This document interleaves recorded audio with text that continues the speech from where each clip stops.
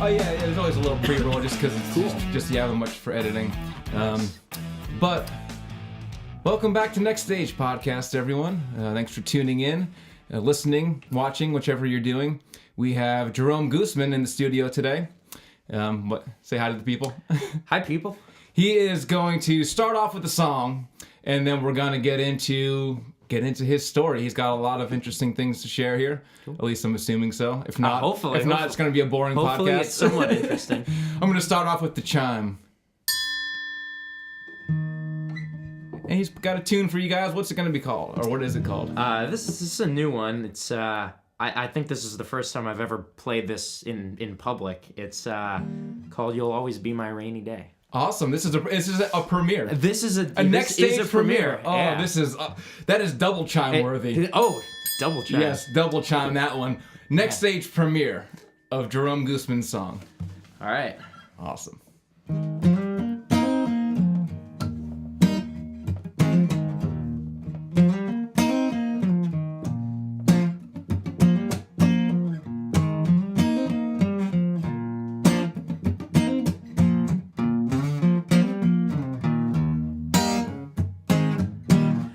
Always be my rainy day, even when the clouds are gone away.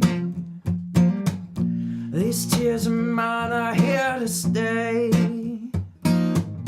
You'll always be my rainy day. Standing on the platform Monday morning, the train is late, the sky is pouring. I get this feeling, can't explain. Each time I'm stuck out in the rain. So weather, please just let me be. My heart can't take this memory. You'll always be my rainy day. When thoughts of you come by my way, these tears of mine are here to stay. Oh, oh, you'll always be my rainy day.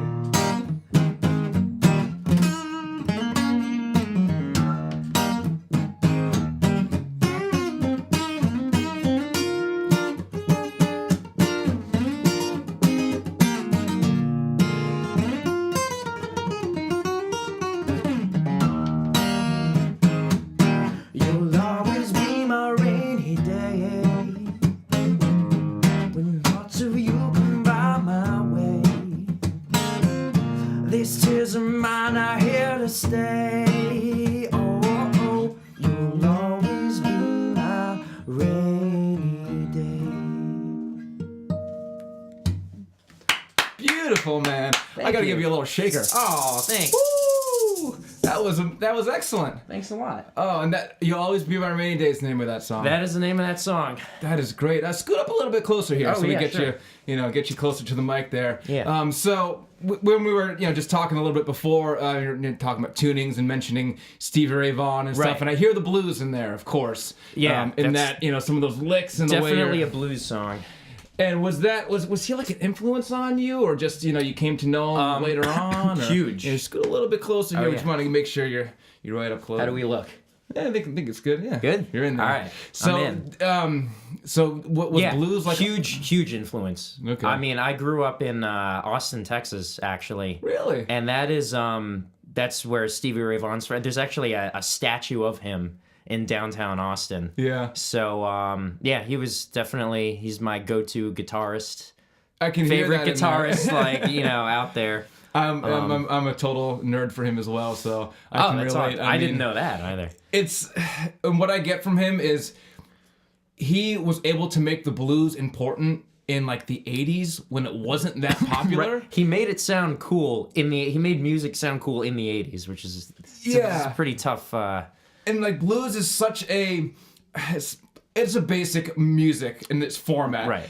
And because it's got a certain simplistic set of tools, and bass, to me, when an artist makes the blues interesting, that's so hard to do. Right. Because honestly, like 99% of blues, I don't like. Because it just sounds like a boring, lame, simplified jazz bar band with like nothing interesting. A dad rock band. Yeah, but I love the blues, but it's very hard to do it right. Right. You know? Yeah, I'm kind of the same way. I guess when it comes to blues music in general, I'm extremely picky who I listen to. I wouldn't say I'm a lover of the blues as like something I would just like put on in the car if I, just want to listen to some music. Yeah. But I am a lover of Stevie Ray Vaughn, Jimi Hendrix, and that school of playing.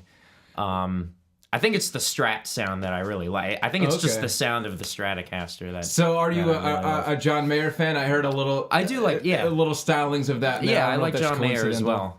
Yeah. See, I've always had like a thing with him of like, I don't quite get it in terms of, I don't feel the like passion or like he plays blues without anger or something, which is weird. Well, I don't feel like I don't feel the visceral blues in there. I see the technical ability and like amazing composition. Writes a hell of a song. Yeah, but great songwriter. I don't get like the.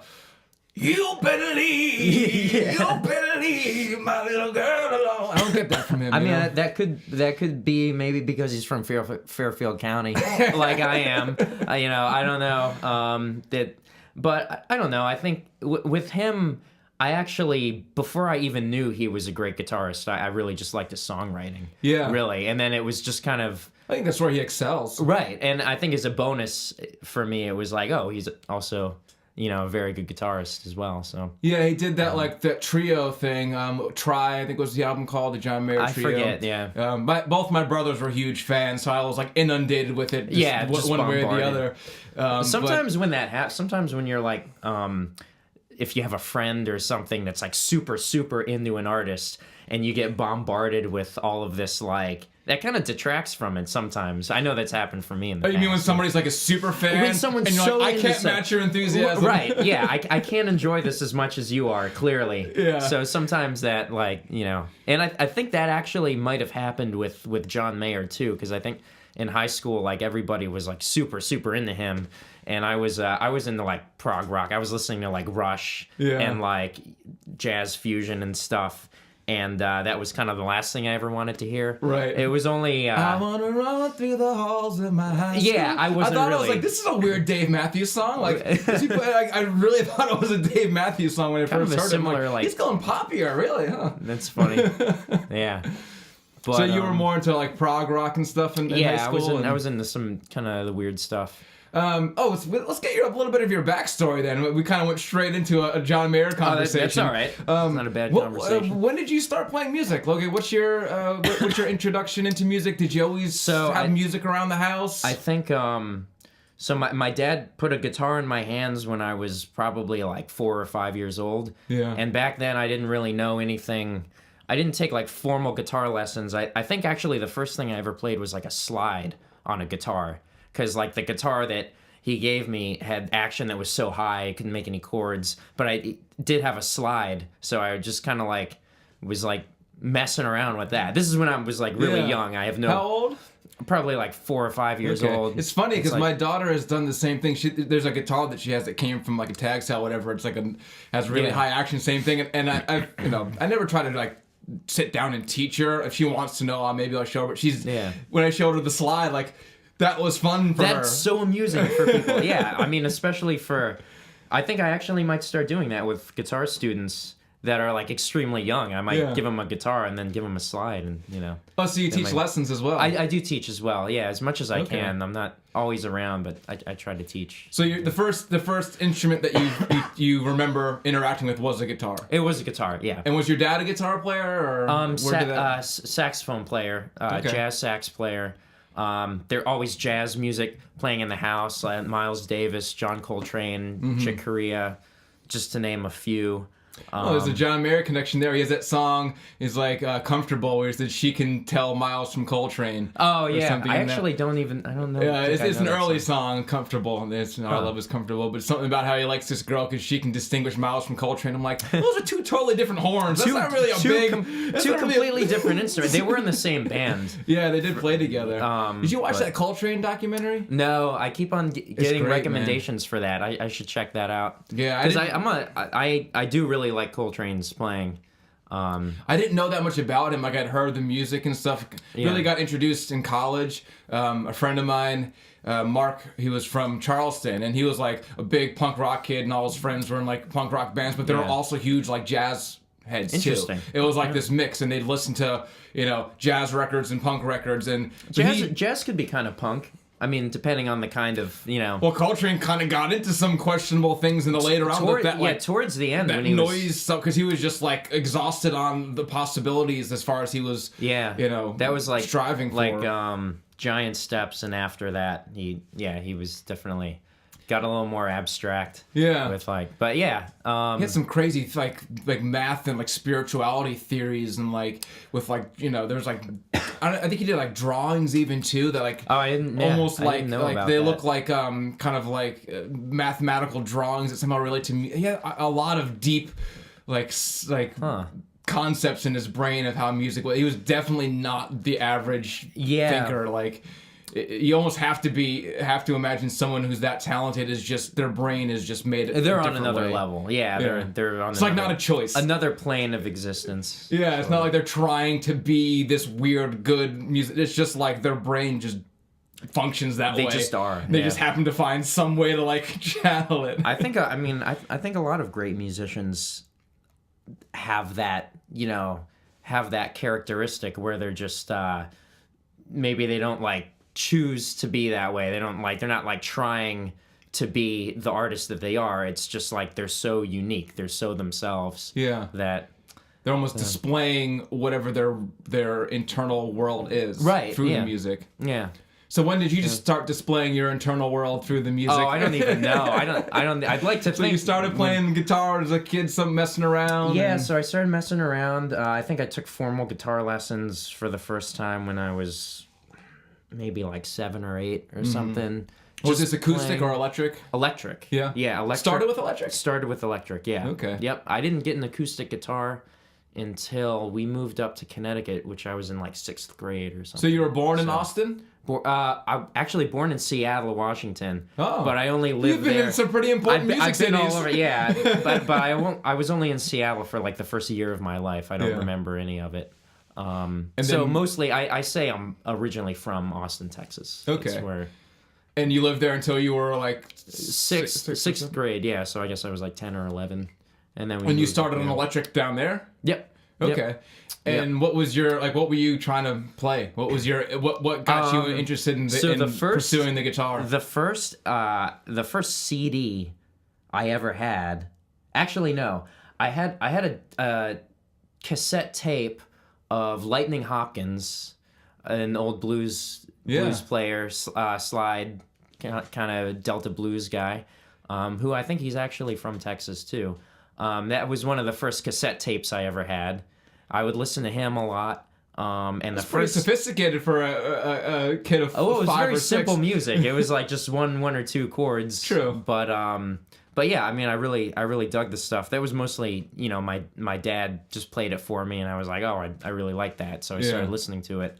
The first CD I ever had was Chuck Berry, his like greatest hits. The Great 28? Yeah, the 20th Century Masters, thing. So I was really into Chuck listening Berry. to that stuff because it's like you can see how at the time like rock and roll was almost like a novelty style because like a lot of his songs sounded very same-ish.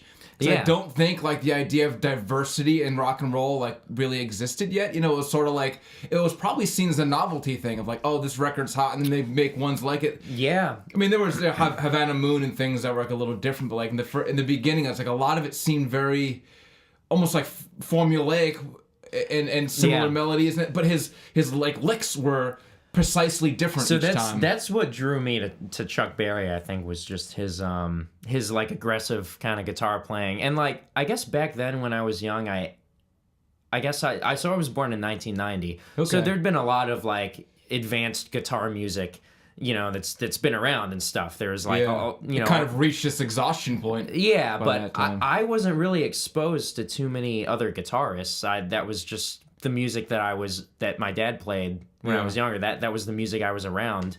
So that I think I just liked it because I was so young and I was around it all the time. Yeah. So Chuck Berry, Lightning Hopkins, so you had that deep kind of blues roots from the beginning of listening. Yeah. So Lightning Hopkins is a little more primitive blues than Chuck Berry. Chuck Berry's more like early rock and roll. Mm-hmm. Like the Beatles covered Chuck Berry songs. Yeah, so, and the Stones too.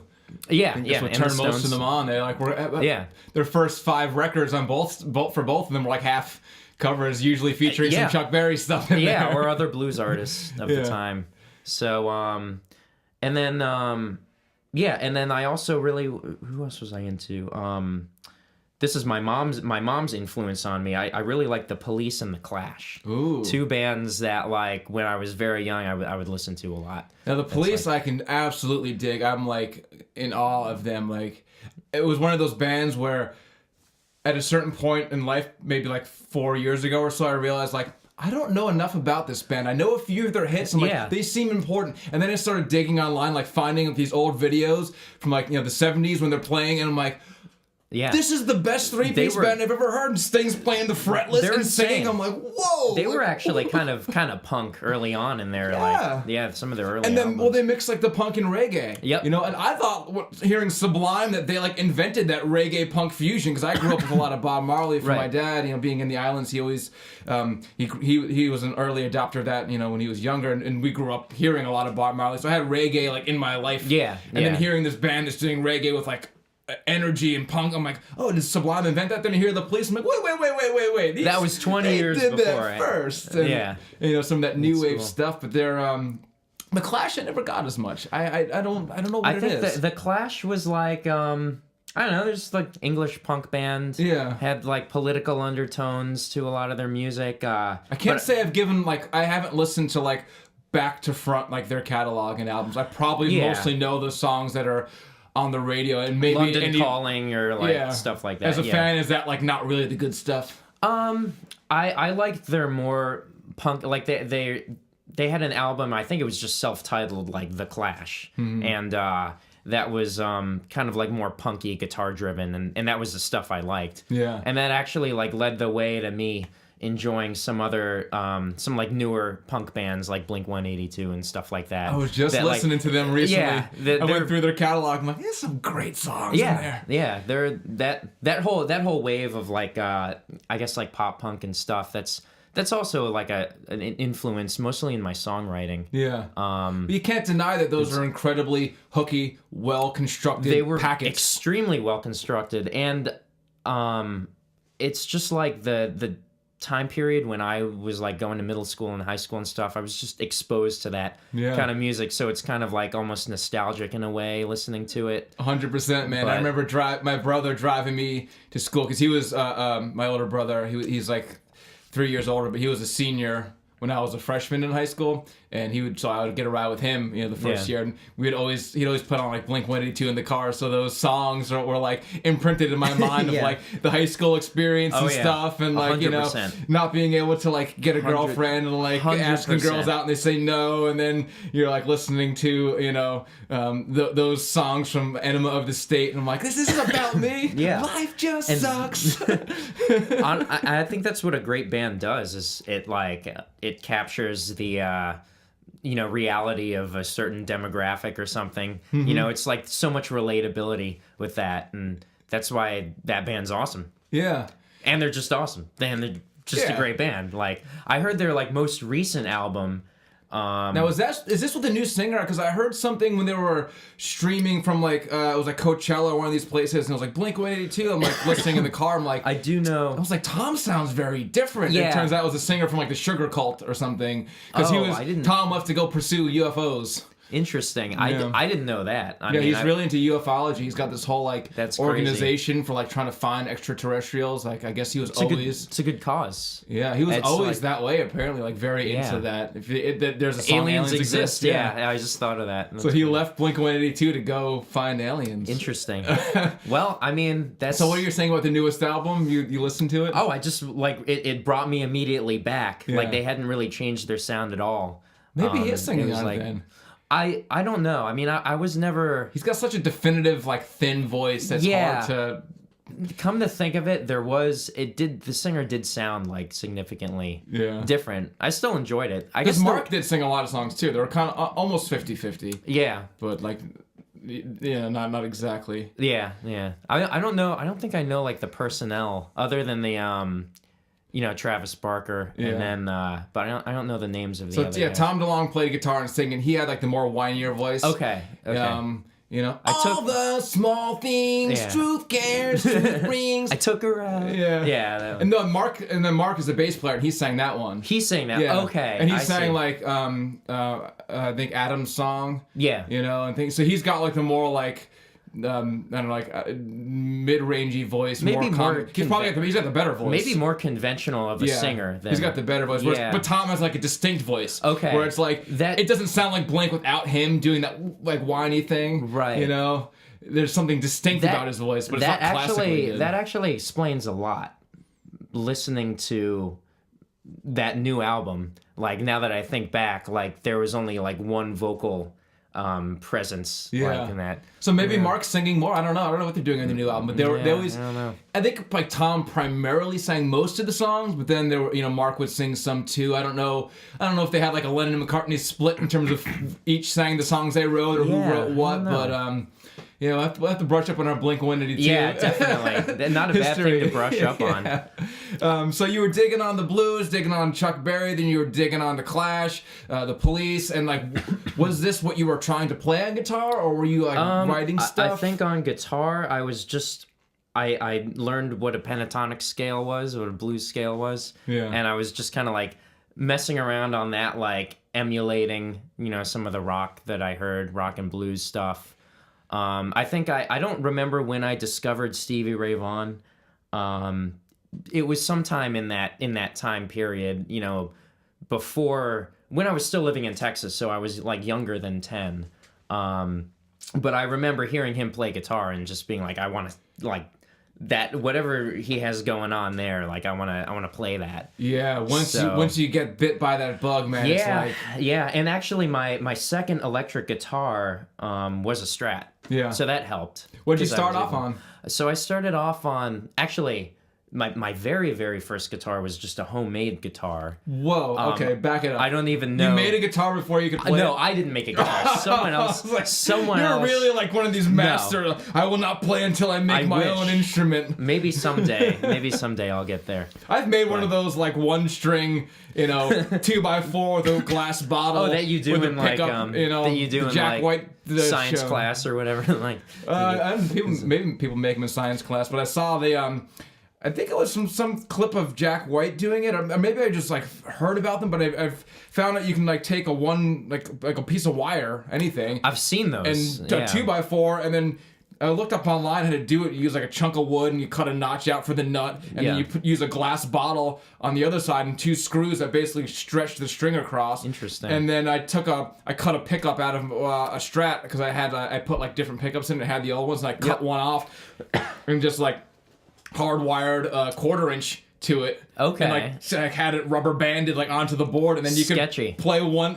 string very slide. Sketchy. That's awesome. That's really cool. That's pretty punk right there. Yeah, I don't know what happened to that thing, but it was a fun little project. So I thought maybe you made one of those things as your first guitar because you said slide. But somebody made a guitar. It was I don't even know like who Cigar it was. Boxer. No, it was kind of like the Eddie Van Halen design where there's like the duct tape. He has like the duct tape on his guitar. Yeah. It was kind of like made to look like that, but it had a really old school humbucking pickup in it. Single pickup. Was it a Strat shape? It was like literally some guitar that someone had like made. Like my dad had it. Someone my dad knew had that guitar. But there was no like classic. It didn't look like a Les Paul. Didn't look like a Strat. Didn't look like it. Just its own. Didn't look. I wish I had a picture of the thing. It's at home. Yeah. Ooh, that might be something we can add in. You know, a photo of this thing. I might have to. I wish we could do like a picture of it. You know, when I get home tonight, I'll take a picture of it. Send it to me. Maybe I can stitch it in. Yeah, it's really it's a really unique instrument. And the action was so messed up and so high that I couldn't play chords on it. I could only play slide on it. Yeah. So I think that's why I started out. Oh, that was the first thing you learned. Yeah, that was the first thing I was imagining like an acoustic guitar, then the electric. So this was the first. No, this was the first. It was electric. Wow. And I had a little crate amp. Probably like a $90 amp. Yeah. And I was just playing through that. I remember when I figured out how to get distortion by just turning the gain up. That like changed my life. That literally changed my life. I was like, oh my god. That's where that sound awesome. Comes from. Yeah, that is like.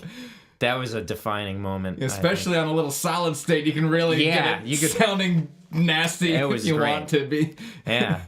So then, so the guitar I got after that was a Les Paul Jr. And it's quite an upgrade. That was quite an upgrade, and that was I still have it. Got 2 P90 pickups. It's a great guitar. It's kind of like it's all mahogany, I think, and I think what do they make those out of? There's a maple. I always thought Les Pauls are mahogany. They're heavy, right? They're kind of heavy. I don't know if like there was any restrictions on mahogany where they can't use it anymore, but.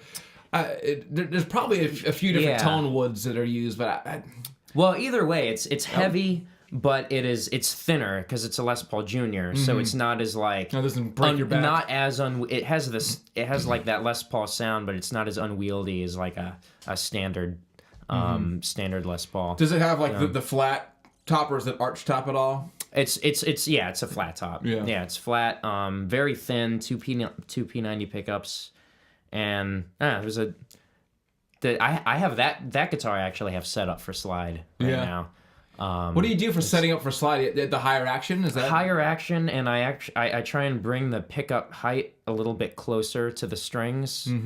Because why is that? It gives them a hotter sound. Yeah, just make it a little bit hotter. Because I have a lighter. The way I play slide is just with my fingers, so I have a lighter touch.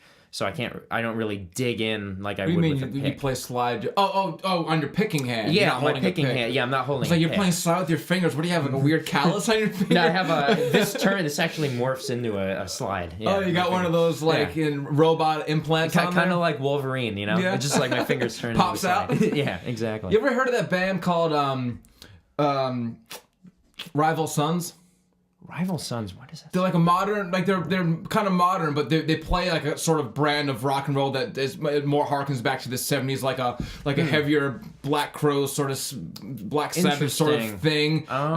Really good band, but the guy, the guitar player in that has this like funky ring that's got like a little like bar piece on it that's made to be a slide, so he can like play and then like use this little slide ring thing. I'll have to check that out. Yeah, it's got this like it's like a half little bar or something on there that's like part of the ring that he can just like flip on when he like uses slide, and that's wild. Yeah. That's really cool. I'll have to check that out, because I guess it's I don't know, maybe I don't know how limiting it is, but like how often are you like barring with the slide all the strings? Do you do that, or is it really no? I only play like at most 2 strings at a time with the slide, and then I use I use these 2 fingers to kind of like pluck it. And that's just how I do it. I have recently discovered that there's like a pinky slide, a little pinky slide that actually allows me to make chord shapes with like these fingers. Okay. Which is super handy. It's just nice to have that. Yeah, I've messed with slide like a little bit here and there, but never been much competent. But I did put it on my pinky for, I guess, not knowing any better. I just thought like that's how you do it. Well, it depends on how heavy they are. It depends on the diameter of it. Yeah. I mean, there's a little one over here that I've used. Like this is kind of like a light one. So this I would probably put on. This I actually would put on my pinky. Okay. Yeah, this is the slide that I have is like a big glass. Big glass one, and that fit. I put that over my ring finger. Is it one of those ones that's like made to look like a little bottle, like to mimic the Dwayne Allman's Coruscant bottle? But it does. I I can get kind of close to that sound with that. It's just it's just a regular glass slide. Yeah. I forget who makes it. You ever made your own out of a wine bottle? No, I have used. I've done that. You I can, have used a beer around bottle to actually like play, but I was like holding it like that. It Oh, was okay, really, the full bottle. yeah, the whole. It's one thing. of those Yeah. like take a sip and Yeah. You got to do that Yeah. at some point. You just gotta make sure the label's turned around so you're not muting Right. or shredding Yeah, the so you label don't on get your the strings. tape on there. You got Yeah. glue all over your strings after that. Not good. That would yeah. be a fail. So you got into you're playing slide and things, and when did you get into like prog rock, or were you writing songs at all at this time? Were you just No, learning? I don't think I was writing. Definitely not lyrics. I was probably just literally. I wasn't really learning songs either because I didn't really have the. I still sometimes don't really have the patience to sit down and learn an entire song. Yeah, It's I very really hard do. for me to. I think I'll start to sit down and learn a song, and then my mind will go other places, and I'll just want to improvise. So like this whole period, I think I was just kind of I guess just improvising, just kind of playing scales, just coming up with little melodies on my own, and sometimes playing with CDs, like playing along with the record. So can you pick up things like by ear? Like if you hear something, you can kind of. I don't have perfect pitch or anything, but I can if you give me a guitar and have a song, within maybe like 10 seconds or so, I could probably figure out what key it's in. Yeah, and you do that by listening and trying what notes work. Like, how do you find out what key? I'll just I'll play a note, and depending on how wrong it sounds, I'll like move it, up or down, and then eventually I'll be able to. I'll play the note, and then I'll be like, oh, that sounds like very off. I'll move it maybe up a half step or a whole step, and then I'll be like, oh, that's the third or the fourth, of the scale. Then I could deduce, what key it's in. Did you learn like the scales, like rote memorization, like sit down and learn them, or did you just get a feel for where things are? Because it seems like if like I think to pick out like what note you're playing in the scale, did you know them first, or you just got a feel? No, for them? I knew the scales first. Yeah. So I think I learned like a major scale or a pentatonic scale, and then from there I kind of have like a point of reference. Yeah. I just kind of like move the notes around until it sounds. So then you see like where you are, and then that's in this scale here. This must be that key. Yeah, that was like when I was really young and didn't have any,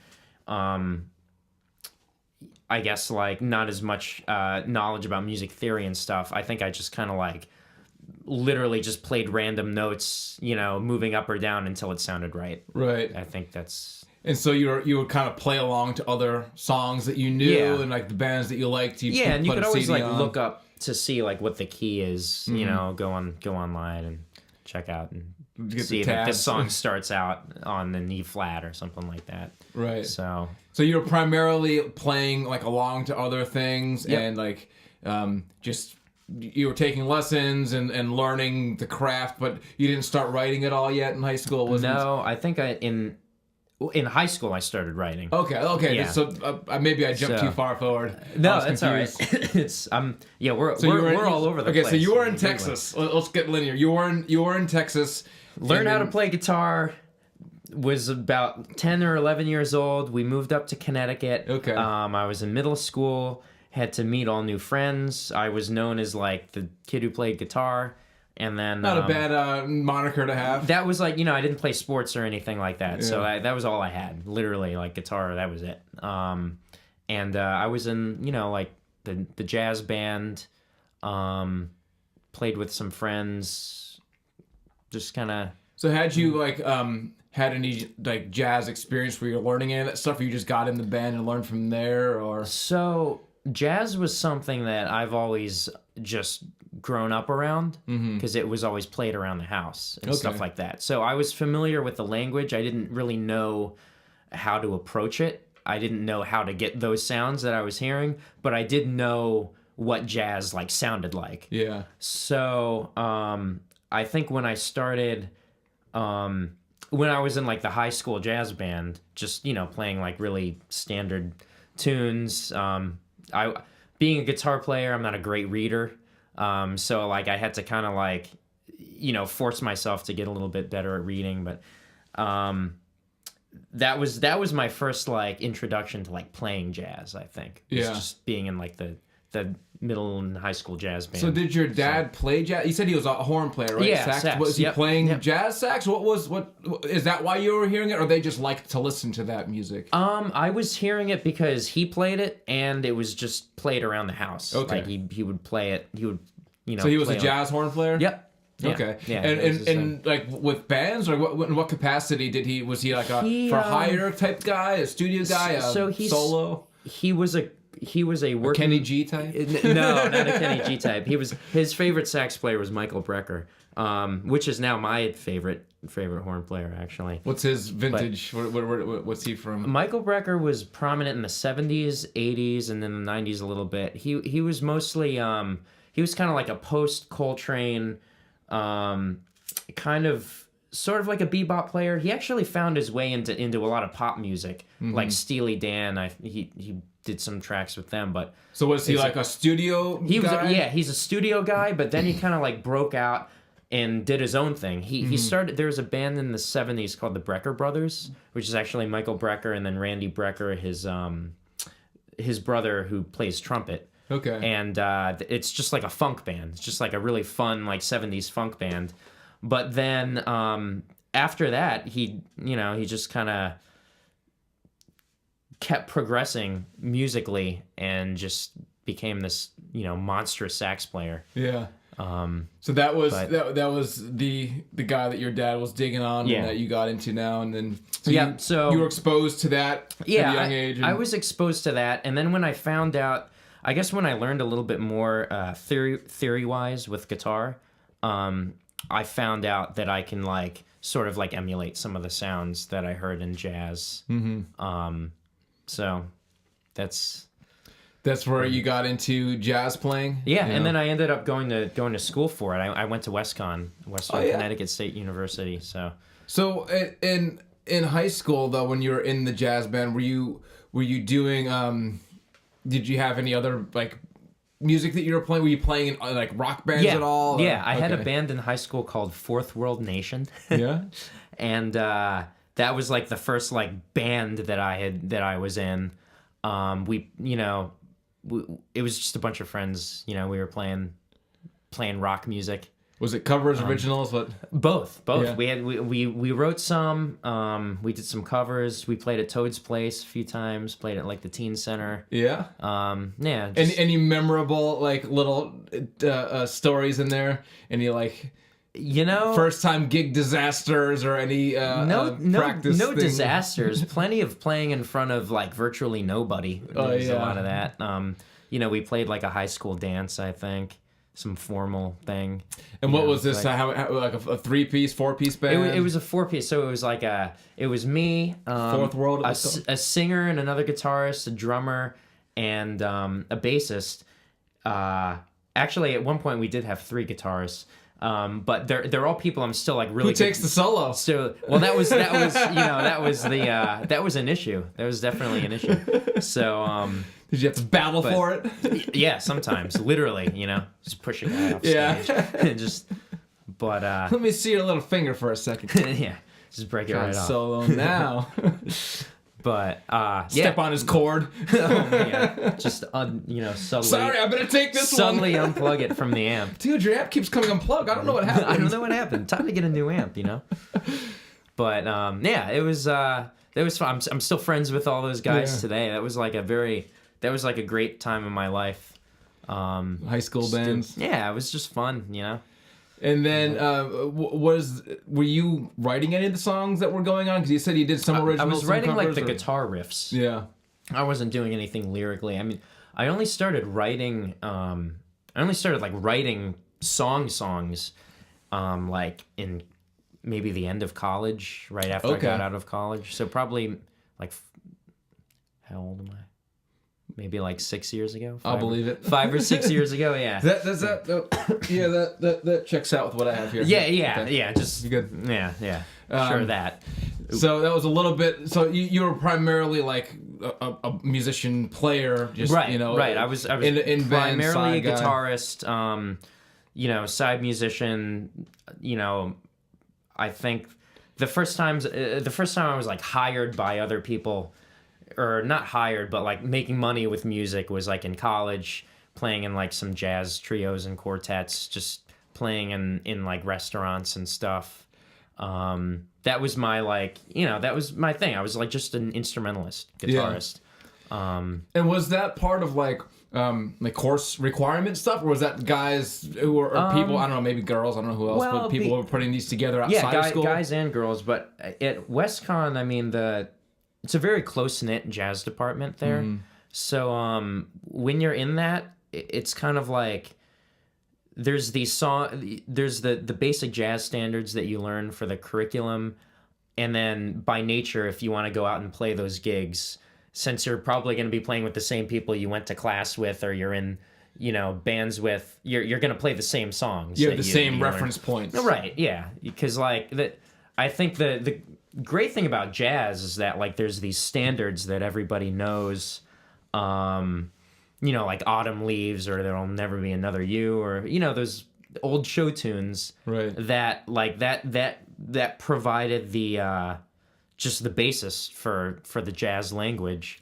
And there's certain songs that, like, because they're standards, like everybody knows them, so you could go up to any jam Fly session, Me to the Moon or whatever, you can that's a good one. So like people just know those tunes, and if you don't know them, you could just open up the real book and you have the changes right there. That's what it's called, the real book. Yeah, it's like the go-to encyclopedia of jazz standards, I guess. Why are they standards? Was it things that were hits in their day that are now carried over? I've heard of it, and there's like, you heard about standards. Like, why is there this sort of like mythology of certain songs? They were all primarily the original jazz standards were like show tunes that were kind of like the pop music of the time in like the 40s and the 50s. And then there were like a group of musicians that decided to take those songs and just use the chord changes to improvise over, referencing the melody. Okay. But like primarily just using, it would be as if you took a song like nowadays, like if you took, I don't know, what's like a pop song that's out. It's like, good question. Something that everybody knows. Yeah, I don't know. Maybe it's if you took a Maroon 5 song, okay, and then that's super dumbing it down. Sorry like for the Maroon 5 fans, but like if you or took Moves Like Jagger. Let's take that one. Let's take Moves Like Jagger. So if you took that song and just took the chord changes and maybe the melody, but amid all the exactly, take all the production out and just strip it down and just play the melody, and over the chord changes play whatever the hell you want. Right. Then that's kind of what jazz was, except the music was a lot better written and more interesting. And so maybe they'll touch and go on the melody just so you know what they're doing, but then they'll get, is that where like the term like far out, getting far out of the arrangement comes from? That's kind of like a matter of opinion. I think some people think far out is being just like sounding weird. Yeah. But for me, far out is playing out of the key. Oh. So you out can of the key. Yeah, so if you just play notes that are like deliberately, I guess, wrong would be the like if you're playing over a C major, you wouldn't play like if you're playing over a C major chord, you wouldn't play a C sharp normally, unless you want to, unless you want to sound out, you want to sound far out, you can totally do that. What's so interesting about it is that like if you know that you're breaking the rule, you're allowed to do it, but if you don't know, you're just bad. That's like how do you know if the guy knows who's doing it or the girl knows who's doing it? What if the world worked out like that, like no, I know robbing the bank is wrong, but I know it's wrong. I'm intentionally doing it. Isn't that where performance art comes in? Sort of like, exactly. No, I'm just an artist. This is just a performance art piece. I'm not really naked in the street. I'm just making a statement I'm just trying to live my truth. You ever watch Portlandia? No. Like that. Oh man, it's a crazy show. Fred Armisen and What is that, like a term they use? There's a particular episode that references where I can't even. I'm not even gonna try and describe it right now. You don't want to give me like a blow for blow about Portlandia, and then this character says this, and then this one says that, and then I could be the other character in the scene. And we could teach me my lines, and we could, do this thing for real. I mean, the people might want to hear it. I don't know. That's tough. That's a tough show to do that with. That's one of those like you just gotta watch it kind of things. What's the deal with it? Is it kind of one of those where it seems improvised thing, where they're going for that like? I think a lot of it actually is improvised, but it basically makes so it's like the jazz of TV shows. Oh man, that's you know what the jazz of TV shows is? Whose line is it anyways? Do you remember that? Yes, that would be a like great show. That's what I would consider the jazz of TV. That is brilliant. So Ryan Stiles and Colin Mockery are like, the Miles and Coltrane. Yeah, Miles, Coltrane, Charlie Parker. Now who's Drew Carey then? Ooh, I don't know. I guess Drew Carey would kind of be like... like a famous director? So Miles Davis actually was like... Part of why he's great is like... I mean, obviously he's he was a great trumpet player, great, instrumentalist, but he also like was really good at bringing people together. Yeah. Like putting bands together, like getting the right people in the right room. So I guess he would kind of be the Drew Carey of that. So now we're talking about the American version. Now there was the British version of Whose Line Is It? I never saw with the original host. Regrettably, I've never seen the British version. I'm gonna have to add that to my list. I mean, maybe it's just my inner Monty Python lover that assumes the British version is always better. But I assumed it was. Yeah, I legitimately like the Office UK version a lot better. Yeah, haven't seen it. Once again. Well, because I don't know. I guess it seemed the whole like appeal of that show is like the cringeworthy nature. Yes, and I just find the uncomfortable moments. Yeah, but I find Michael too likable. He's like kind of like the awkward uncle. Whereas I don't know, in the UK one, like it's Ricky Gervais plays the boss, but he seems like people I actually have experienced in life. Really? That are like that unaware of their own like interesting position and things where I'm like, okay, this is like really cringeworthy because he doesn't seem like he's kind of like putting you on a little bit. It's like it's very like it's like it seems like it's real. It's like the UK one didn't seem like it seemed more like a documentary, like you were watching real people. Whereas I guess in America we tend to like farce over comedy. Yeah, we don't really like comedy that's because comedy doesn't necessarily mean laugh out loud funny. Yeah. British humor is a little more dry, right? Die. It's just generally a little bit more dry. Like Monty Python is. Like, there's not as much of like indicating of when you should laugh. Whereas like American humor, it tends to like when the punchline is, or there's like hello. You get you give a lot of laugh indicators in a lot of American sitcoms and movies and stuff. Well, yeah, I mean, especially with the sitcoms, with the laugh track and stuff. Right. It's like, so I don't know. I found that the UK Office much more like it seemed more real, and in that way, it made it to me funnier because it's like. Oh, I know people who are like that. Yeah, as opposed to like, well, no one's really like anybody. And they're just like an exaggeration of people. But, farce. Yeah. So that's my critique of. That's cool. I will have to check out the UK Office. I mean, it's shorter, so you don't have like 8 seasons or whatever to deal with. It's only like that's good. I don't know. I think it might have only been 2 seasons, but they weren't like as many episodes, and there's much less to digest in that. You don't have. It wasn't a cash cow that was just going on, forever. Yeah. But anyway, back to jazz. Oh, back to jazz. We got far out there. Let's bring it back to the melody. Comedy, jazz. I forget. I think it was like Dave Chappelle who said that like jazz, like musicians want to be comedians and comedians want to be musicians. Absolutely. It was like I think that's like so true. That's like a very. Now, when comedy and music cross over, I very rarely like it. Right. It's like I loved Flight of the Conchords. Tenacious D, yes. You can't deny that was like, that's just brilliant, right? I can dig that. Right. And, well, Jack Black actually is a pretty talented singer. He actually is very talented. Have you ever heard his version of Let's Get It On? No. I think it was from like High Fidelity, I think. It was like on the soundtrack maybe. But he kills it. Let's get it on. Like he does a really good version of Let's Get It On. Classic Jack Black fashion. Yeah, I think I may be misquoting, but I think it was from the movie High Fidelity, and like I think he like performs it in the movie for some reason. Like I don't know if it's karaoke or I never saw the movie. He so always I don't know. sings in all of the movies he's in. He does like a little bit of like. So I think like he really does like can like sing, and like he is very talented. And with Kyle Gass, like he seems like he's a pretty accomplished guitar player in his own way. So there's more there. But when somebody is like clearly like a comedian first, and they pick up an acoustic guitar every once in a while, and they're acting, they're playing some song, and then it's you're like, oh boy, like it's not even a good song. It's not funny. Like you're trying to like you're putting a little humor in there, but it's not funny enough. And it's not a good enough song, so it doesn't work on either level. Right. And musicians aren't funny enough to be comedians. Yeah. It's just can't, like... It's like two different art forms. Well, you kind of have to, like... I don't know. It's almost like the ability to play music and do...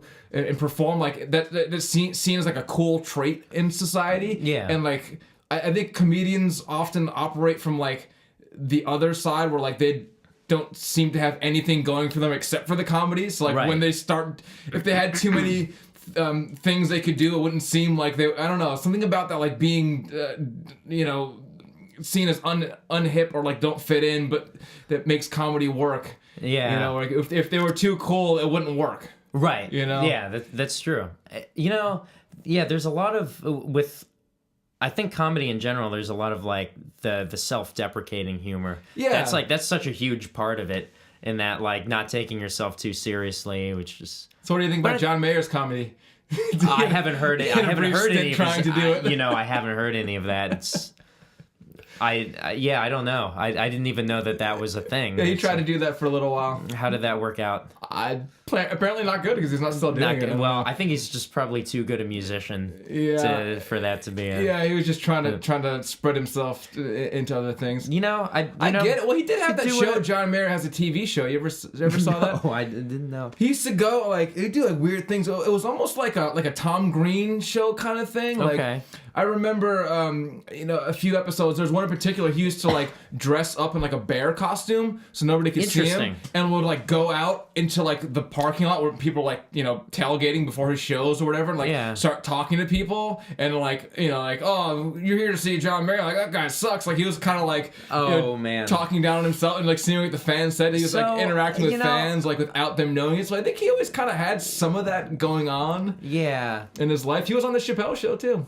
I didn't know that. Yeah. Man, interesting. There's one, because Chappelle was doing a thing about like different ethnicities in music, and like I can already... I can't quote it all, but funny. he's like seeing how like different ethnicities respond to different instruments. Oh, and he's like, let's add a keyboard in, like the Latin people like it or whatever. Like it's like all this stuff, and he's like, he has John Mayer on so he can play like, it's like an acoustic guitar, and like playing Every Rose Has Its Thorn, and like the white girls love it, Wow.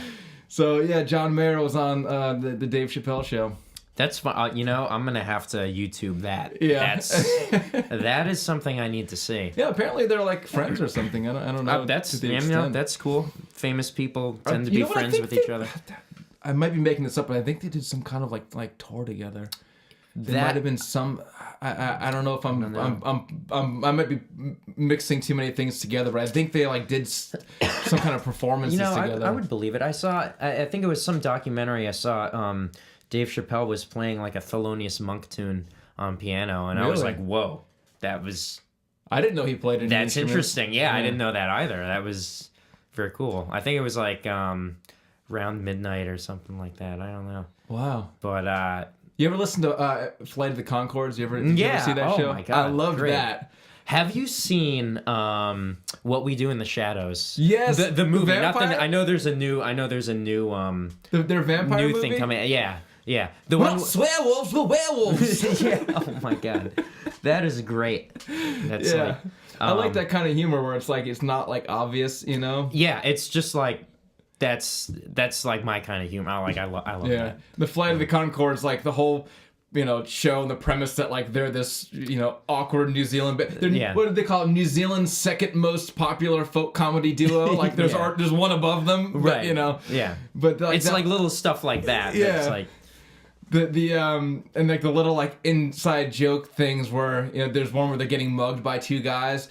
And he's like, oh, show him the knife. He's like, that's not a knife. He's like, yes, it is a knife. He's like, oh, yeah, that is. It's like a play on, like, you know, the Crocodile Dundee Australian. Like, that's not a knife. This is a knife. That's fun. You know, you know what? I didn't even pick up on that. It was like, I don't know. Funny. I saw it that way. It's that's like really funny. A slight of like New Zealanders are like wimpier than Australians. Yeah. And like, so he's like, that's not a knife. So, yeah, it is a knife. Not a knife. That is funny. Oh, man. Yeah, that's an example where the music and comedy worked together because those songs, at least in the first season, were like just so quirky and yeah, and they're competent enough on their instruments to like be able to put the songs across, kind of like Spinal Tap, in a way. Like, I mean, they actually had to play that stuff.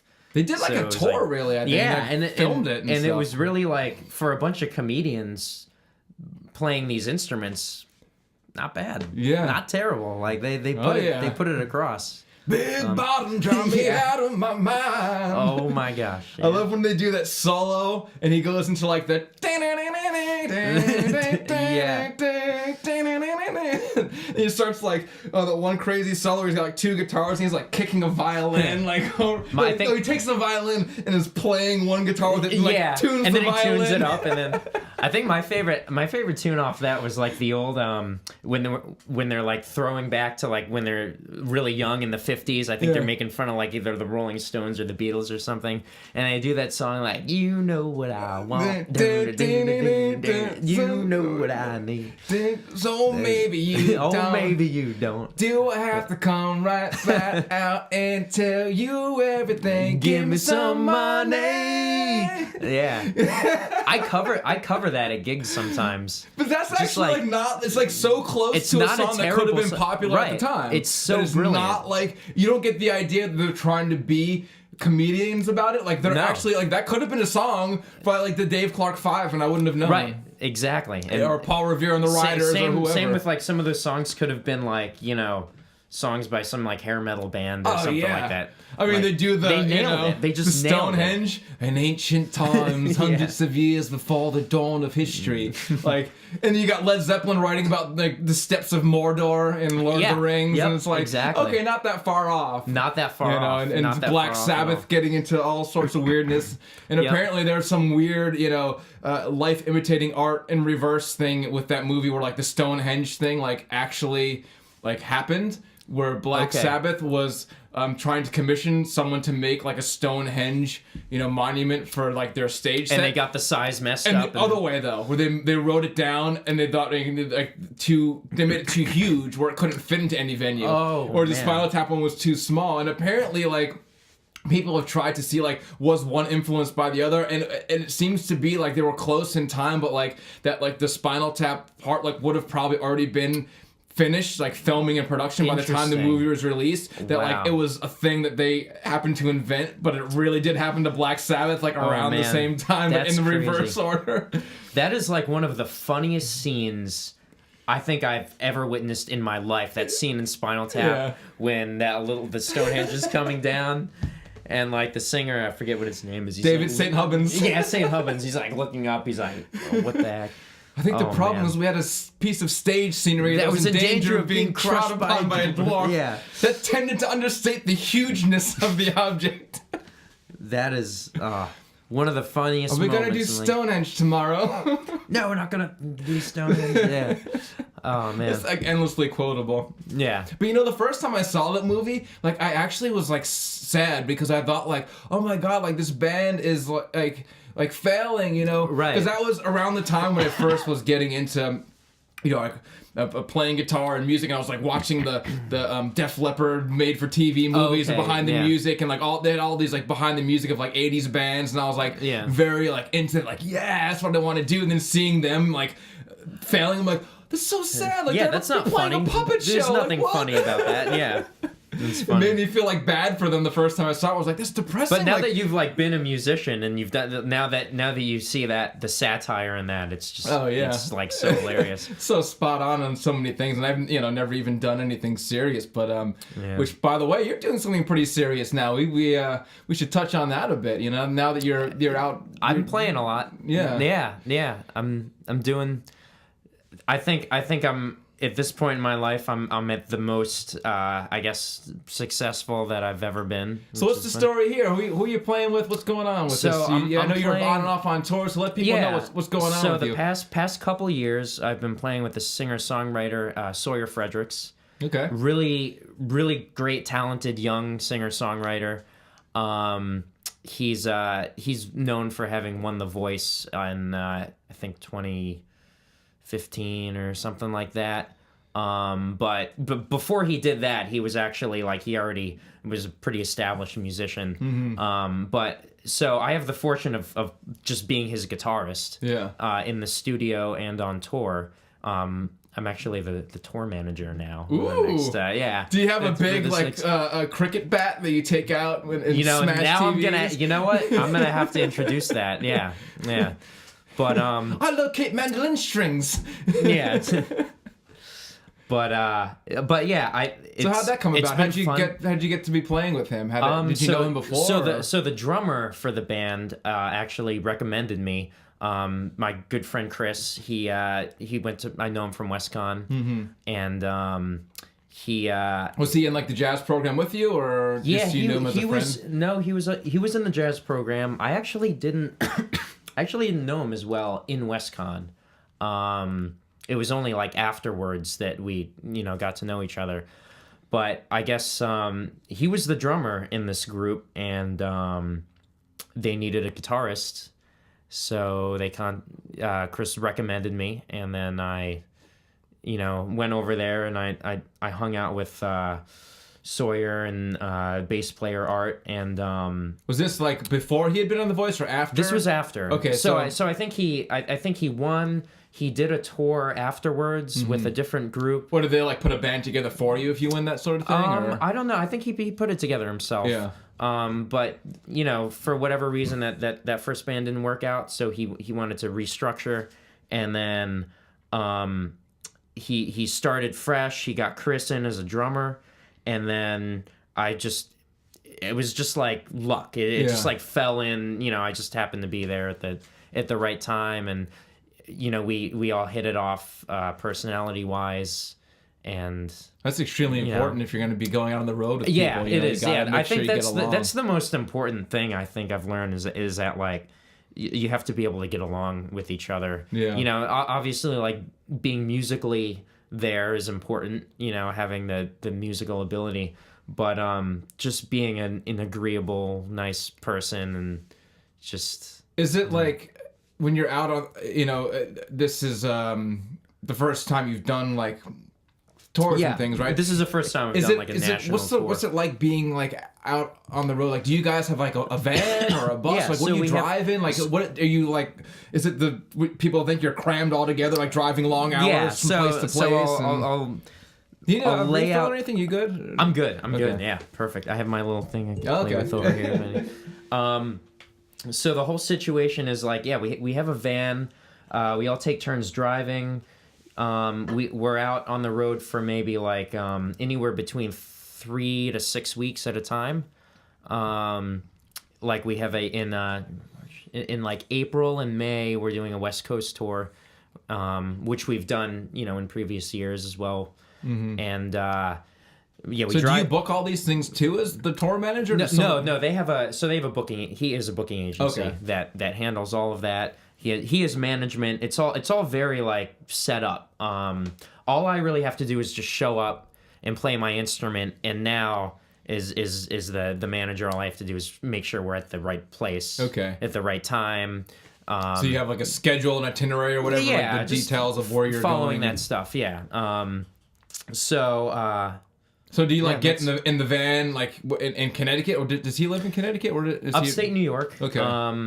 In a little bit west of Albany. So we'll usually at the beginning of a tour leg, me and the drummer lives in New Milford. So we'll carpool up together. We'll meet up there at his house, and then we'll from there we'll just usually drive west. Usually it's west that we're driving.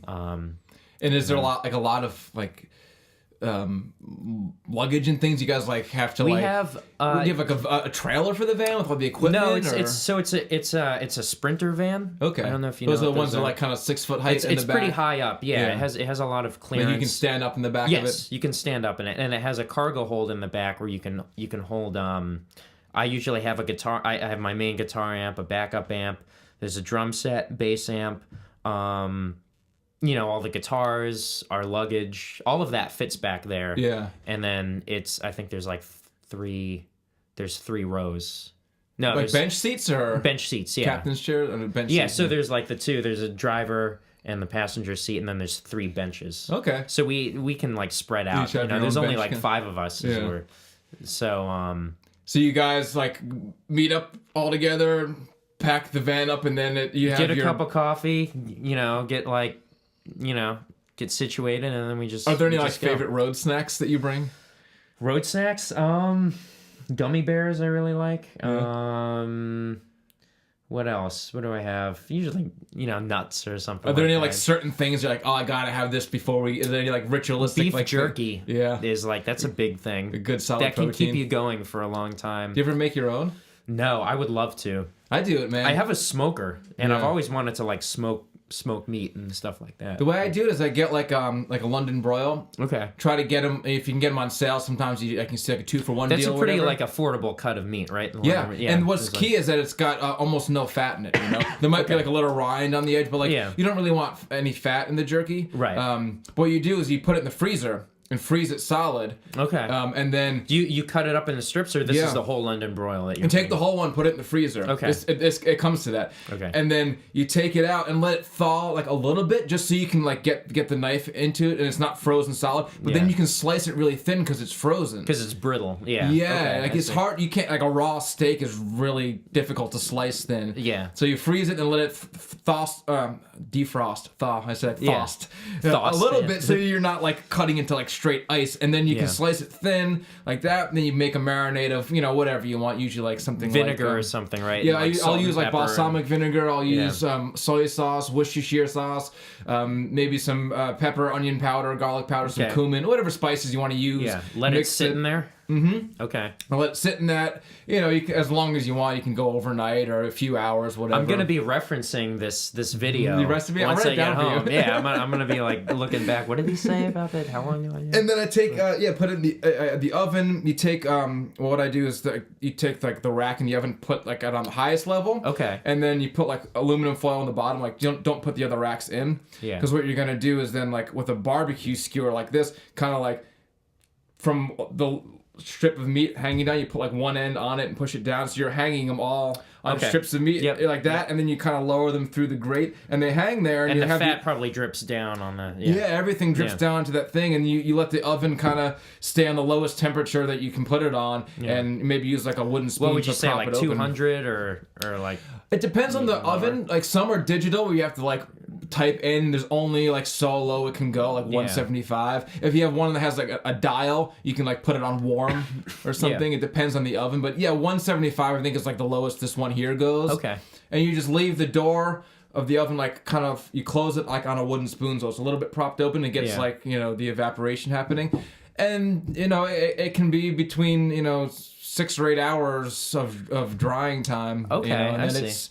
And then you got like a whole steak That's awesome. in a bag. So that would probably work with a smoker too. 'Cause, Probably. like usually People use dehydrators, So when too. when I cook brisket, I think I keep it at around like no higher than 200. Mm-hmm. Usually like 180 or something like that.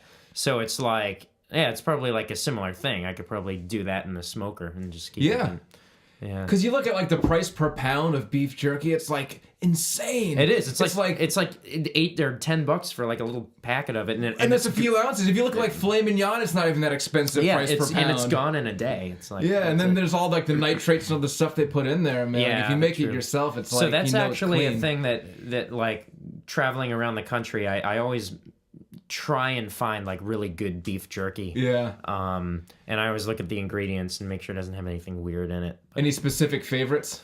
The best ones that I've had have been like brands that I don't see anywhere else. They're just like in a jar on the counter somewhere. Yeah, sometimes it's usually like especially like down south and in the Midwest and stuff, you'll see like beef jerky at gas stations that are like, they were like hunted locally or something like venison like that. jerky. Yeah, I've had that before. It's good. Yeah, venison jerky is amazing. Anything like that's like natural or hunted, because it's like it's free range. You're not getting any. Yeah, and like it's the seed. I'm assuming it's relatively fresh because it's so. That's a great as you said, for the road, because it's pure protein. There's no refrigeration necessary. Right. You can eat it anytime. Snack on a piece here and there throughout the day. Like it's not a big deal. Like, we don't have a restaurant to go to around. Exactly. And it's always a tricky thing, like trying to eat healthy, because I mean, obviously, like when you're in a city, you can go to some nice restaurants and stuff, and make a relative effort to eat healthy. But when you're like, say, going from like, I don't know, Missouri to Colorado, and you have to go through like the Great Plains, and there's like nothing but rest stops, and it's always like a battle to try and find like nutritional stuff, nutritious things. Do you guys usually bring much food, or you just you have to kind of be forced to? We've been kind of like just kind of winging it. We'll have a cooler, and sometimes we'll throw some fruit or something in there, but it's really. I think this year I'm actually going to try and make an effort to like bring more food and like prepare more stuff on my own. Like occasionally we'll stay in a hotel that has a kitchen, so I want to take more advantage of that and like prepare food and not eat out as much. Trying to save up a little.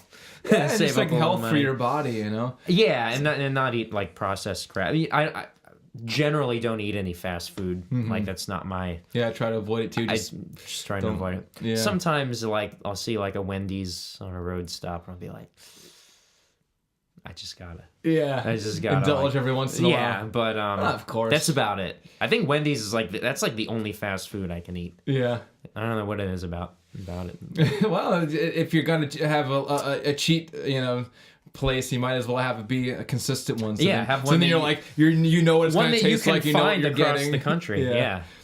So what is the itineraries usually like? Like how many dates are you guys doing when you go out? Like, what was the first time going out like for you in terms of you'd played in bands, you've played with other people. I know you did some. I'd seen you play with a few different local artists around here as a guitar player. What was it like stepping into this different with Sawyer and what was going on? It was really cool, and I think when we first did. Before we did the first tour, which was in 2017, we recorded an album in the studio first. Okay, and so you had a working relationship. That's first. Where we really got to know each other. Was like we had 2 weeks at this beautiful studio in upstate New York in Woodstock. I think the town's technically West Hurley, but it's like next to Woodstock, New York. It's a studio called Dreamland, and it's an old church that was like renovated into a recording studio. Is really it like cool. in like the chapel area? It is, yeah. The live room is like in where all the pews would be. So is there like insane reverb in there? It's such an amazing sounding studio. Wow, really great, and it's pretty well known. The owner is Jerry Murata, who's actually like a pretty good. He's like a session drummer. He's played with a lot of really well-known people, but he's the owner, so he has an amazing collection of drum stuff and guitar equipment. Like I played through some incredible guitar amps. I think I played through a Fender Champ from like the 60s or something. Wow. That was like sounded incredible. Was it really noticeable to you, like the tone differences from what you hear on like a modern amp? Like, is that true that vintage gear is better? That amp in particular. Yeah. Some of the other amps I played just weren't as I didn't like, gel with. Like there was something about the tone or something. Do you think it was like modded at all, or do you think it just was a straight?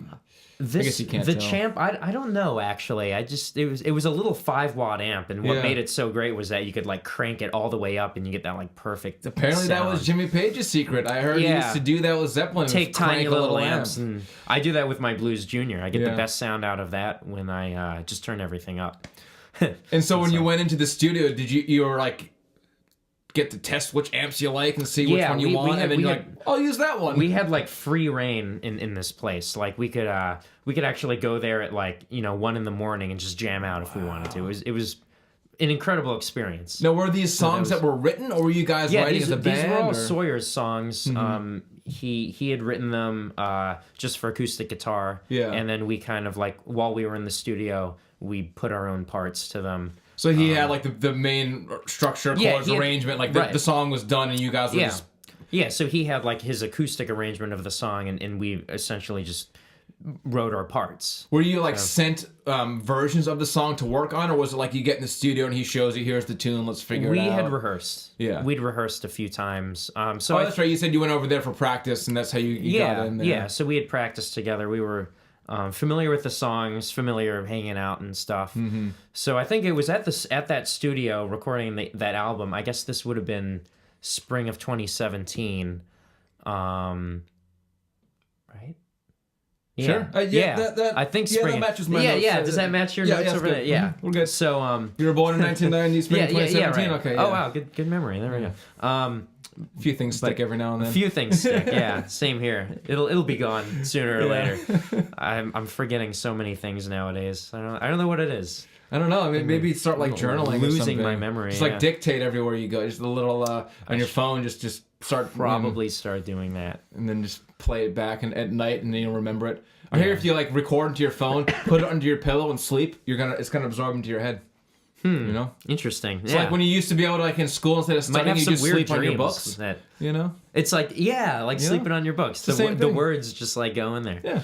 Yeah. It's the same thing with your phone. You just gotta anything you want to learn, just record it into your phone, put it under your pillow. And just right there. Through osmosis, I think. That's what it's called. That's a scientific term, but I prefer to call it magic. Oh, magic. Okay. That's a much broader term. With a J. Oh, yeah. There we go. Definitely with a J and a K. J and a K. So magic with the J and a K is how you figured out how to play Sawyer's songs. That is exactly. Just complete magic. Yeah. Mm-hmm.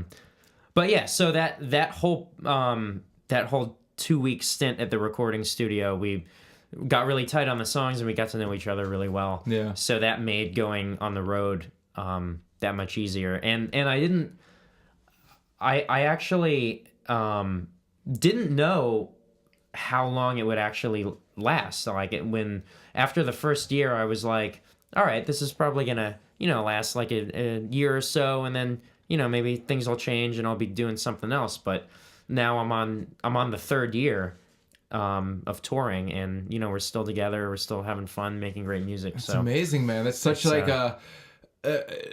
an incredible experience to have, because we all play music and we do in whatever capacity it is, but to be able to then like step into that world where you're actually touring and playing to audiences, like what was that like for you personally, to go from like, okay, I play locally, to like, boop, there's a bunch of people.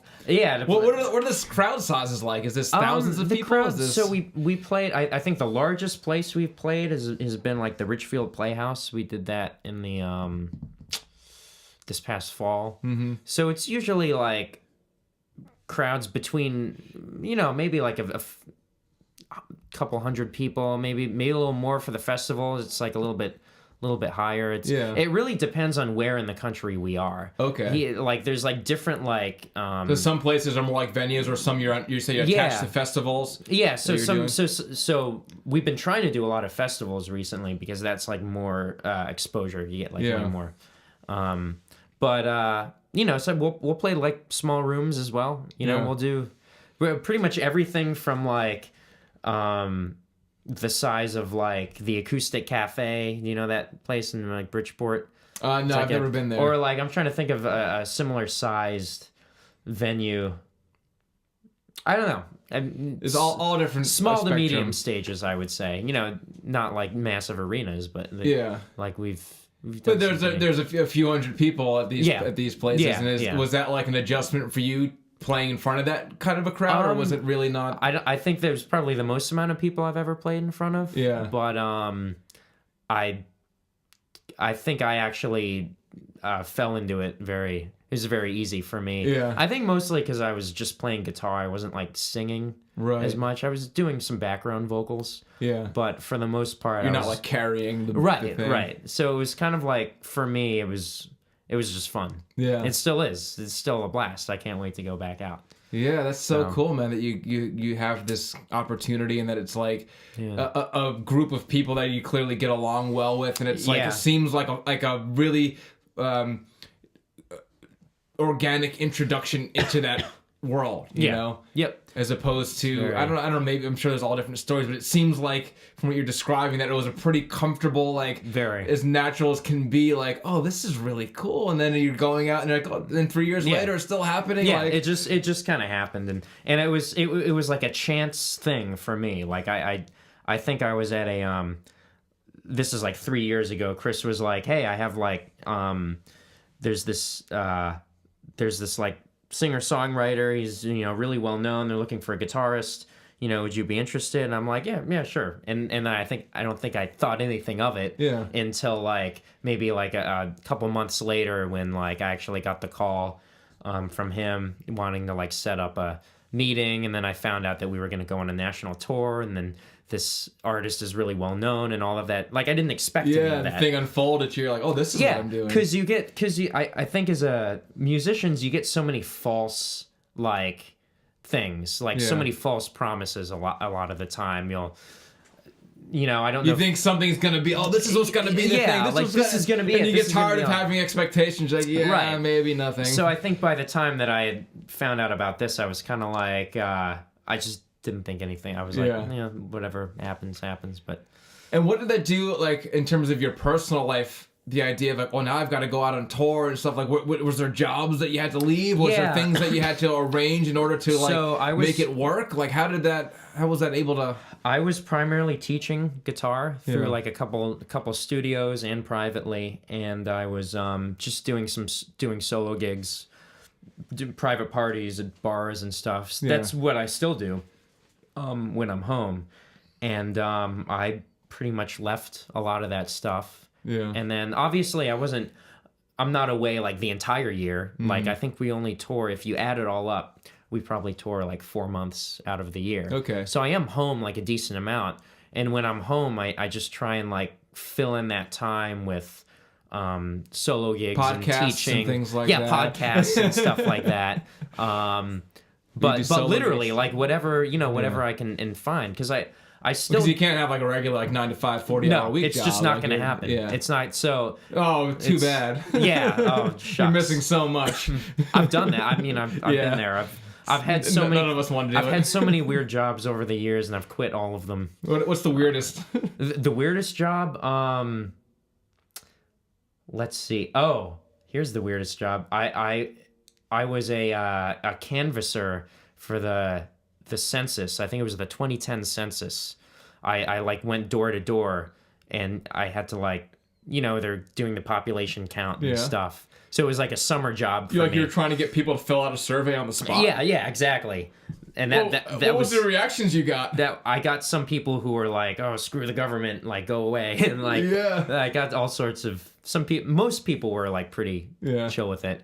But I technically... Anybody like answer the door naked or anything weird like that? No, nothing like that. Some people invited me in for like come on in. Coffee and stuff, and it was a little weird. But yeah, it was like... I technically held a government office, actually. Yeah. That's like... Because I had to have... Did you have to like walk to do this or like drive? No, I had a Jeep, and I had the... It was nice because it was over the summer, so I had the doors off and the top down. Okay. And I was just...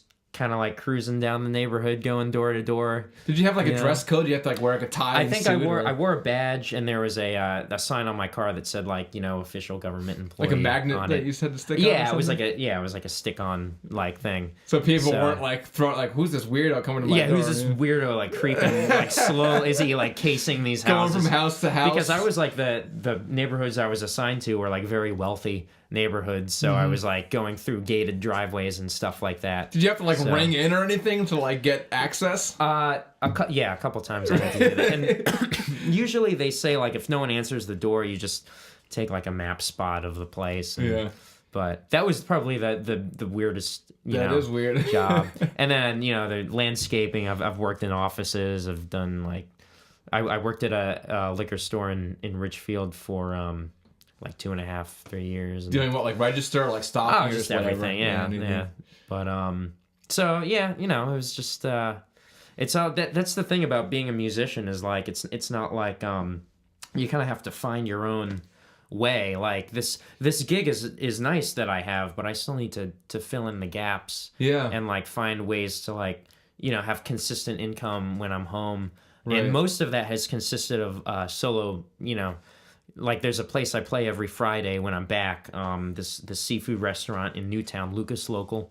They're like a new seafood restaurant, but when I'm local, I play there every Friday. And what do you do when you play solo? Do you do like, I mean, I obviously you just played an original before, and we'll have you play one at the end. Do you do like mixed covers and originals, or all covers, or all originals? Does it depend? Recently, I used to do a lot of originals, but now I think I've seen the value of like playing a good cover. Yeah. You know, people are there to People want to hear songs they know. Yeah, they're there to eat dinner. Do. They're not there to like, you know, see a show. So like usually I've noticed I get the best response from just playing like a nice simple song that people know and doing my own version of it. Obviously, like I'll do my own rendition of the song. I won't try and play it exactly the same way. Yeah, because how could you? Then it just seems like, you know, if you're falling short, it's better to make, if you do an authentic presentation of it your way, then it's sort of like people get a sense of who you are and how you get your own unique thumbprint or whatever, but you're still doing a standard that they know or a song that they know. It usually ends up being bluesy versions of like pop songs. What's the one that you would consider like an unusual cover that you're like, I wouldn't, you know, something that would take someone by surprise and maybe you're doing in a blues version? Like what's do you have any examples of a song that you cover that seems like... Man, let's see. I do. I like to cover a lot of make sure you're on to the mic. Oh yeah, I like to cover a lot of Beatles songs. There's a song called "Girl" that I cover. It's one of the few that I like. Yeah, that's off of. Is that off of Revolver? I love that, like, Rubber Soul. I think. Yeah, like girl, the breath in that. Girl. Yeah, you can hear that breathe. It's like something about that breathing thing. And would anybody like to listen to my song? It's such a unique song to me. Like not a big fan of the Beatles in general, but that particular song I do like. It's a cool song. Yeah, it's a really cool song unusual. And one of my favorite ones to cover. So I'll do like my own sort of interesting arrangement of that one. Yeah. So kind of like a little bluesier version, you're saying? Yeah, I can't like it's not something I even consciously do, like throwing in blues licks and stuff. It's just what feels right to you. Right. It's just how I approach guitar. Yeah. And that's like the nature of I think whatever song I play is gonna have something like that in there.